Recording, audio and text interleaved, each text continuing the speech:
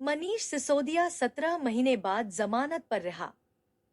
Supreme court के justice B R. Gavai और KV. Viswanathan की न्यायपीठ ने कथित दिल्ली उत्पाद शुल्क नीति घोटाले से जुड़े भ्रष्टाचार और मनी लॉन्ड्रिंग मामलों में आम आदमी पार्टी आप के वरिष्ठ नेता मनीष सिसोदिया को यह कहते हुए जमानत दे दी कि उन्हें उनके त्वरित सुनवाई के अधिकार से वंचित कर दिया गया है, क्योंकि 17 महीने तक जेल में रहने के बावजूद उनके खिलाफ मुकदमा अभी तक शुरू नहीं हुआ है।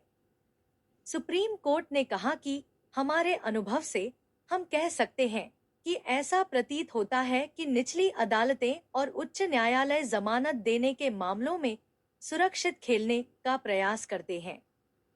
सिद्धांत यह है कि जमानत एक नियम है और इनकार एक अपवाद है, लेकिन कई बार इसका उल्लंघन किया जाता है।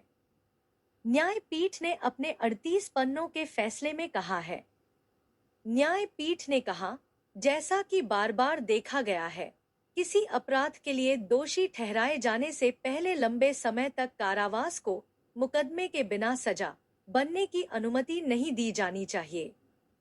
न्यायपीठ ने यह भी कहा, अब समय आ गया है कि निचली अदालतों और उच्च न्यायालयों को इस सिद्धांत को मान्यता देनी चाहिए कि जमानत नियम है और जेल अपवाद है। न्यायपीठ ने सिसोदिया के मामले का जिक्र करते हुए कहा कि केंद्रीय जांच ब्यूरो (सीबीआई) और प्रवर्तन निदेशालय (ईडी) द्वारा दर्ज मामलों में कुल 493 गवाहों के नाम दिए गए हैं। इसमें कहा गया है कि इन मामलों में हजारों पन्नों के कागजी दस्तावेज और 1 लाख से अधिक पन्नों के डिजिटल दस्तावेज शामिल हैं।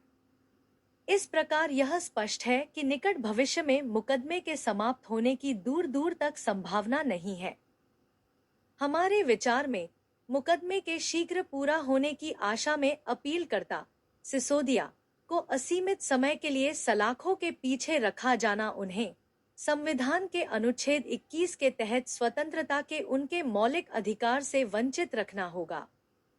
इस प्रकार सुप्रीम कोर्ट ने निर्देश दिया कि सिसोदिया को दोनों मामलों में 10 लाख रुपए के जमानत बांड और इतनी ही राशि की 2 जमानत राशि देने पर जमानत पर रिहा किया जाए।